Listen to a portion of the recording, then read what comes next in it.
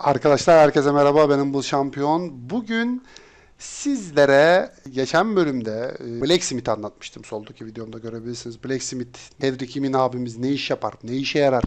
Diablo'ya ilk başlayanlar için böyle her yerin ne işe yaradığını basitçe size anlatmaya çalışıyorum. Geçen videomda Blacksmith anlatmıştık. Bugün ise daha değişik olan bir şey anlatacağım. Mayram ablamızı anlatacağım. Mayram kimdir, nedir, necidir, ne iş yapar? Ondan bahsedeceğim size. Mayram bizim için bir ablamız. Niye diye soracak olursanız Mayram'ın güzel özellikleri var. Bunları kullanmayı bilirseniz tabii. Kullanmayı bilmezseniz sizin için sadece burada pavyon gibi bir yer gibi görünür. Ama Mayram aslında çok güzel özellikler var. Üstüne tıkladığımızda Mayram ne iş yapıyor? Mayram'da görmüş olduğunuz gibi 4 tane burada bir bölüm var. Ancient var, Transmography var, Die var ve Train var. Train'i Blacksmith videomda da bahsetmiştim. Train'de zaten bunun ilk oynamaya başladığınızda renki 1 olarak gelecek. Siz bunu renk 12'ye kadar altınlarla arttıracaksınız. Fakat son 3 levelde altın artı Dead Breath'e ihtiyacınız olacak. Dead Breath'i ise canavarları öldürerek kazanabiliyorsunuz. Üst level, üst seviyelerde tabii ki de. Master, Torment'lerde ya da Expert'te. Yani üst seviyelerde oynadığınızda canavarları öldürdüğünüzde Dead Breath düşmeye başlayacak yüksek levellerde 65-70'ten sonra. Dolayısıyla burada upgrade'i bu şekilde yapabiliyorsunuz, yükseltmeyi. Die dediğimiz kısımda mesela bir kıyafetiniz var. Kıyafetinizi mesela koyalım. Üstümdeki silahlarım hariç herhangi bir kıyafet, silah yüzük hariç. Mesela renklerini değiştirmek istiyorum. Geliyorum. Buradan mesela renklerini istediğim renk yapabiliyorum. Bize bu güzel özelliği sağlıyor. Mesela ben istiyorum ki şeker kız kendi gibi olsun. Pembe yaptım mesela. Yani veriyorum die item diyorum. Bunu pembe yapıyor. Ayrıca transmografi ne iş yapıyor? Transmografide silahınızın görünümünü buradan herhangi bir istediğinizi değiştirebiliyor. Mesela görüyorsunuz şu an böyle mesela. Şuna basıyorum mesela böyle görünecek diyor. Buna basacağım mesela döndürmeli görünecek diyor. Buna basacağım diyor böyle pala gibi görünecek diyor. Yani aslında siz buradan transmografide görüntüsünü değiştiriyorsunuz silahın. Silahınız yine aynı silah ama o silahın görünümünü dönüştürüyorsunuz. Bu tamamıyla biraz süsleme işi. Yani karakterinizi böyle süslemek istiyorsanız. Esas en kritik kısma geliyorum. Ancient dediğimiz kısım.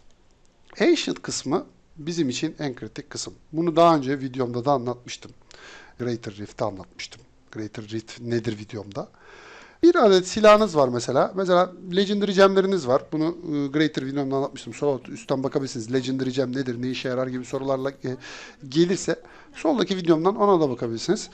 Greater Rift'te detaylı anlatmıştım. Greater Rift'e girip Legendary Gem'ler gelince bu Legendary Gem'leri üstünüze taşımanız gerekiyor. Bunun için de bunları ya yüzüklerini koyabilirsiniz ya amuletinize koyabilirsiniz. Tabi geldi bana. Fakat amuletim var fakat soket yok yani üstüne takabileceğim bir yer yok. Soketsiz. Nasıl soket açacağım?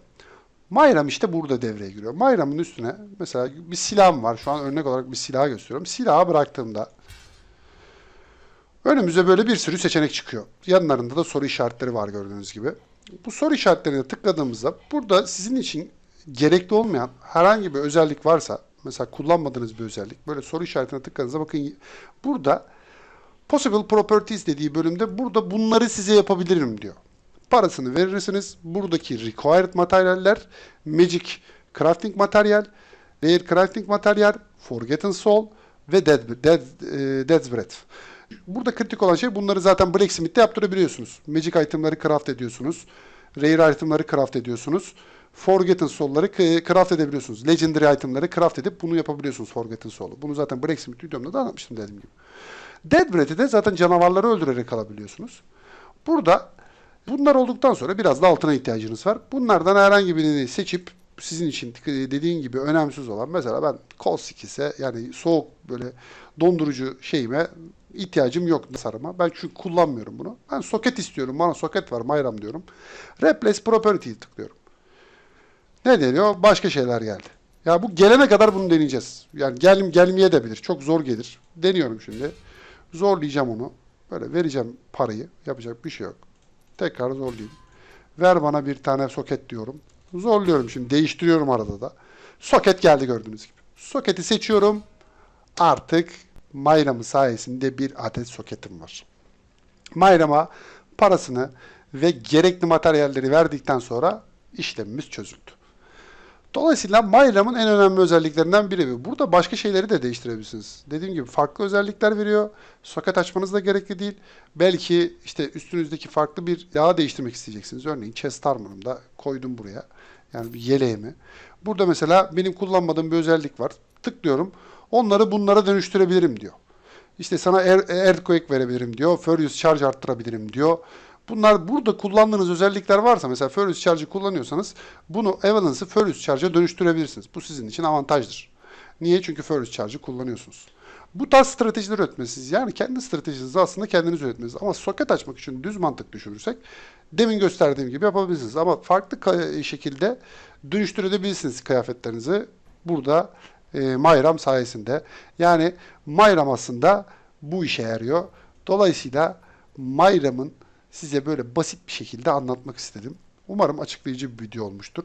Kanalıma abone olmayı ve videomu beğenmeyi unutmayın. Yorumlarınız çok değerli arkadaşlar. Kafanıza takılan sorular varsa yorumlara da yazabilirsiniz. Bir sonraki videomda görüşmek üzere. Hoşça kalın diyorum.